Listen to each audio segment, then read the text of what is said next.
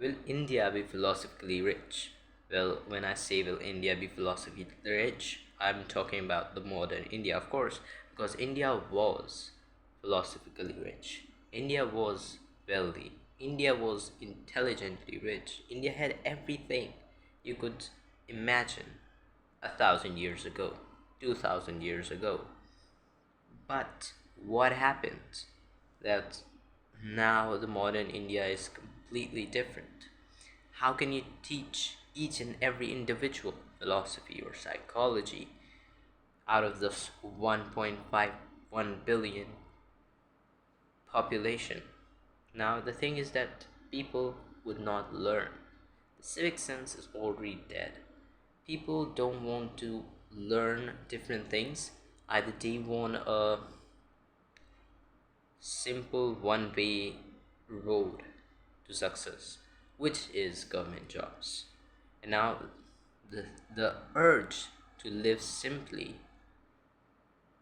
and the urge to conquer takes over.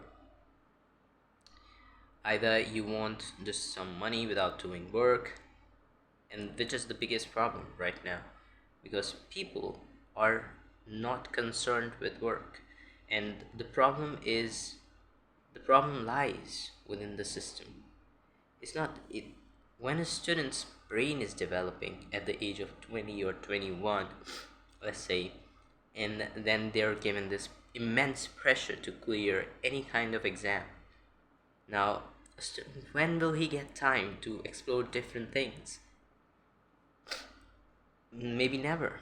But even if someone tries to do that, he fails in those exams because they are already too tough. And they have to be this tough because of the population, right?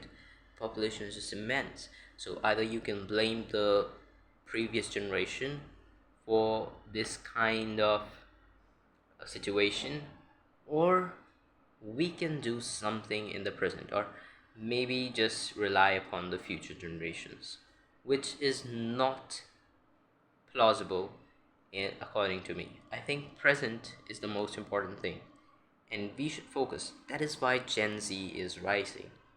The most important thing that we should study psychology, not only let's say maths, physics, and science. They are very important. I'm not saying they're not important. I am a PCM student too, but studying science does not mean that you leave all the senses behind. You just focus on them. You do not focus on EQ, and you only focus on IQ. And I think it's coming nowhere in the near future that we focus on EQ importantly. Now, this is the biggest problem here because emotional question, which I say that is really important, is that you feel sympathy for someone else. Now, someone can qualify getting the best colleges in India, but what if they don't have any kind of sympathy towards anyone else? What are they there for? To contribute to the society, right?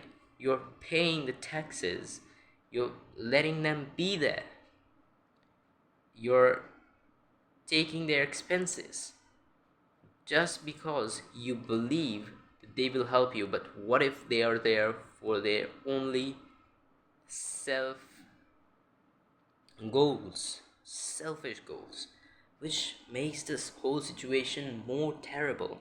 And we are going into that direction. And I don't think we should be going there. And I have to take a stand on this because maybe 20 years later, 30 years later, where my own children won't find my acquaintance, I don't want that time, right? Everyone should take a stand on this. And education is really important. Of course, it is important. Now, this thing that math, science, and chemistry and biology are really important, but after like 10th class, you have to choose between PCM, PCB, or arts. That's the biggest problem there. You should not be allowed to choose these careers. Either you should select them on your own. Now, maths, I think, should be compulsory for every subject because maths is the language of the universe, right?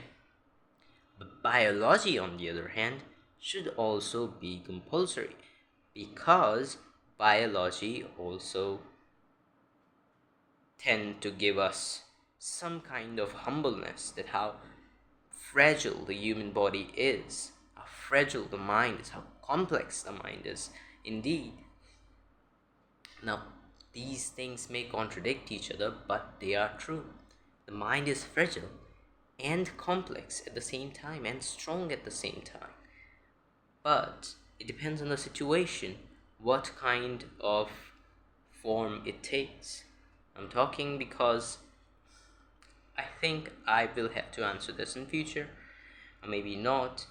But as to share my views, I think we should make a system where everyone gets a chance to explore their own creativity into the whole world, right? I like learning different types of languages. I like learning phonetics. Um, I have dictionaries of different languages, and I like them. I like learning different type of phonetics. How did languages originate? And I know that there's a whole study um,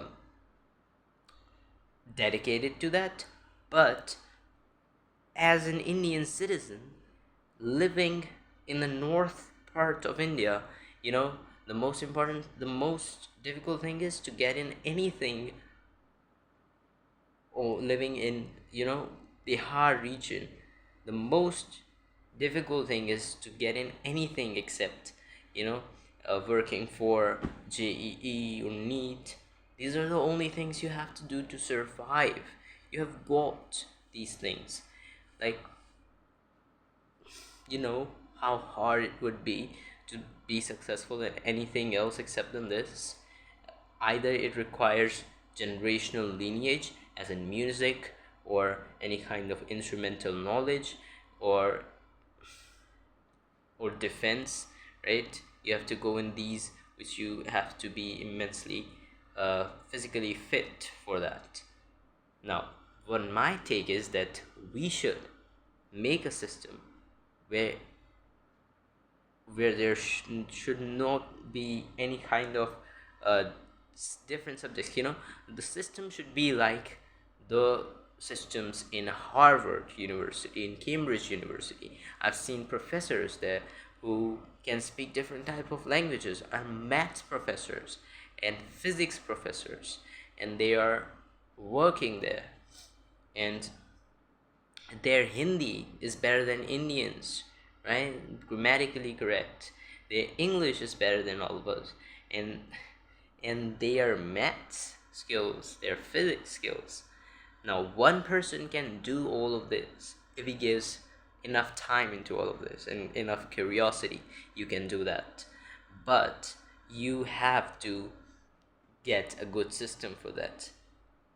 Like, what would I do if I have to prepare for only one thing without even my, you know, without even my desire? If I have desire to complete a topic in a day, I'll do that maybe in half a day. But if I don't have the desire, maybe it takes 3 or 4 days today to do the same thing that I would have done in one day.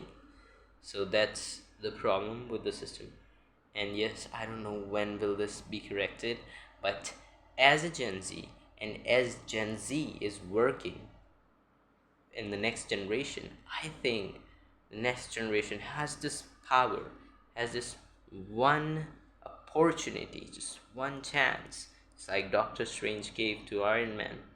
This one chance where we can change the education system and have this massive man force of uh, 1.51 billion people on this country to work and get a good life, right? And that's all I have to say. Please pass down your opinion in the comments.